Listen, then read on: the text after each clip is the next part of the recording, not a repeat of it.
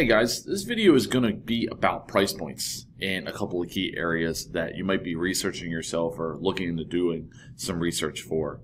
And wanted to put together a quick breakdown for you guys on this because I just had a call with one of my clients who was pitched what seemed like a pretty good deal, yet immediately raised some red flags with him because it was almost too good to be true type of pricing and deal. So I felt like it would be really important for this video to be done. That way, for some of you who are new or currently researching some of these areas of opportunity, that you have a good idea of what the costs typically are. That way, if someone does price you out pretty low in one of these areas, you can raise those red flags and ask a few more questions or get some case studies from them. All right. So some of the main areas of sales for us are websites, Google ads, Facebook ads, SEO, right?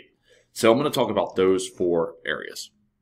And as I discuss them, understand that I am giving pricing on a much broader level. So I'm not just going to give our pricing. I'm going to give pricing of ours as well as a few competitors in the industry because we are pretty aware of their pricing based on the conversations we've had and the people we work with, so that you could use that as a basis of comparison for yourself when you go to research these things. Okay, so I'll start with website. Website is very rangy. You could get a website pretty cheap on sites like Fiverr or Upwork. You could get a website for $6,000, $7,000, $8,000. It really depends on the amount of work being done on the website, and that usually is dependent upon content. How many pages, how much content on each page, so on and so forth. So for website, if you're trying to build a website that not only looks good, but is also able to be found, you will normally be in a range of $3,000 and up. So typically from $3,000 anywhere to $5,000 to $6,000, unless you've got a website that is just loaded with like 100 pages of content or something like that. Then you're talking a little bit more of an extreme cost, typically, if there's a lot of content. So if someone comes in with a price point lower than that, let's say $1,000 or $1,500, it doesn't mean that the website won't look good. It may still look good and be professional.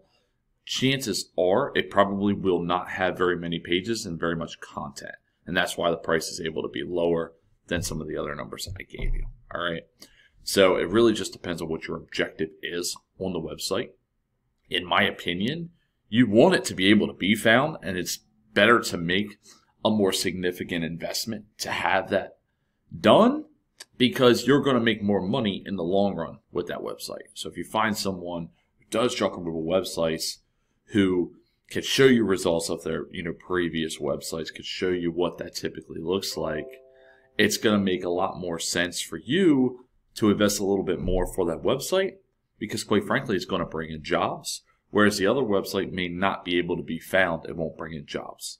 And as we know, at a price point difference of $1,000 or $1,500 or even $2,000 for the life of a website, that's going to be a very good investment for you if that website can get you jobs down the line. All right, the numbers clearly make sense, especially when we're talking about a one-time investment over the life of the business and website. So hopefully that makes sense for you guys there. For Google ads, I'm going to factor in ad spend and marketing fee costs. If you are positioned in the right spot in Google and spending what you should be spending in this industry, you're usually going to be at least $2,000 a month, maybe closer to $2,500 or $3,000, depending on how much you're spending on ads. All right. Now, disregard that number if you're looking to spend $100 a day or something like that, because obviously that means you would be spending $3,000 a month alone on Google ads and the platform. All right, that wouldn't even add in the fee that you would pay somebody to run those ads. Okay, but usually if you're getting started, you're going to be right around the $2,000 range plus for Google ads. Okay, marketing fees will vary. Usually, I've seen as low as $300-400. I've seen as high as $1,500 or $2,000, depending on how much ad spend is there. So again, that scale is kind of wide. I think it really depends on the company, what they're providing you. So if it's something extremely low, somebody comes in at like $200. I'm not saying that they're not an expert. I feel like there's probably somebody out there who could provide good results, or maybe they're a little bit more new and they haven't raised their prices. Just keep in mind, if the numbers are around that range, you should probably do a little bit more research just to make sure. All right. Facebook ads, there aren't a whole lot of people who do Facebook ads in the junk removal industry. So I'm not as prepared on these numbers for you guys because there's not a whole lot of people I know that do it. Especially specifically for the industry. I would say Facebook, you're probably going to be around the same number as Google. You should be at, $400, $500, upwards to about $1,000, depending on how many campaigns you're running, stuff like that. So if you're looking to run Facebook ads, you would realistically most likely be at about $1,250 a month to $1,800 to $2,000 a month, depending on how much you're spending. One advantage to Facebook is it's not as expensive of a platform as Google. So you can run Facebook ads and be somewhat effective with them at a lower cost per month. Whereas with Google, if you're not at $50 a day, it's going to be really hard for you to gain any traction or see results. Facebook, you could get results at $20 a day, $15 a day, $30 a day. All right, so significantly lower cost per day. But if I'm comparing the two platforms, usually Google is going to make you more money, especially immediately, and outperform Facebook. So don't go to Facebook route just because it's a little bit cheaper. They're both doing different things, and I've talked about that in other videos if you guys want to check that out. And then lastly is SEO. SEO is probably the biggest one and the most important one in this video because this is where I think most people get burned. A lot of people are pitched SEO. If you're watching this video, you have guarantee you've had someone call you and tell you they could get you on the first page of Google in 30 days or 90 days or blah, blah, blah, blah, blah, and it's $300 or $400, or you've dealt with a company that's already burnt you. This is the big one, and it's because with SEO, a lot of companies know that they could tell you, because it is true, they could tell you that it's going to take time, all right? So they know you're going to be patient. They know you're going to pay the bill. And let's say they tell you, yeah, just give it 6 months. Well, now you've paid them for 6 months. You've realized, oh, wow, they weren't actually doing anything, but they've already been paid for 6 months now. All right. So that's where most people get burnt. It is very rare for me to see SEO being performed at $300, $400, and it's actually high quality. Very rare. And it's because of the amount of work involved with SEO. If somebody's truly doing everything they can for you, it's a lot of work. All right. So $300, $400 is not going to cut it typically.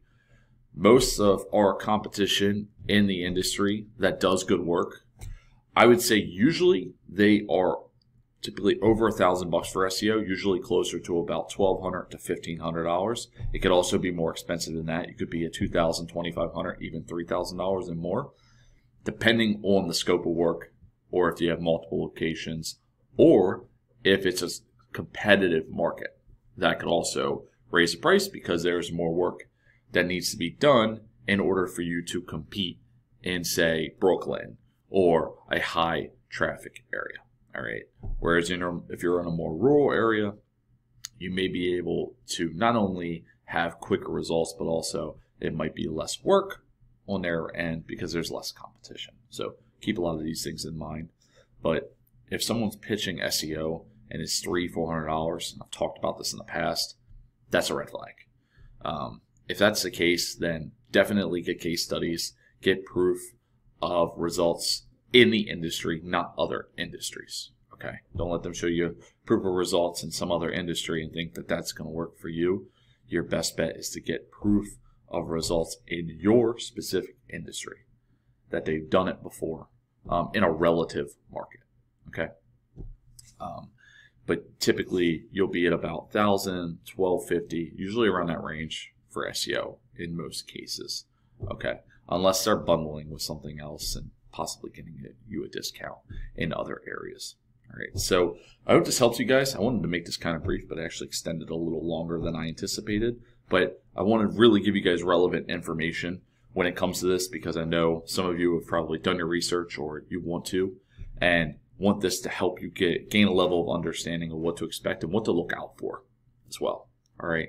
And again, this is pricing not just based on us and what we do, but some of our competitors that I think actually do a good job in this industry, and kind of that price range that you would get through us, through some of them. Because at the end of the day, we'd rather you either go through myself or another company who actually understands what they're doing than to try and cut costs and go through somebody who is an absolute disaster that you're going to pay money for, who's not going to do anything for you. All right. So hopefully this was helpful for you guys. And as always, appreciate you watching.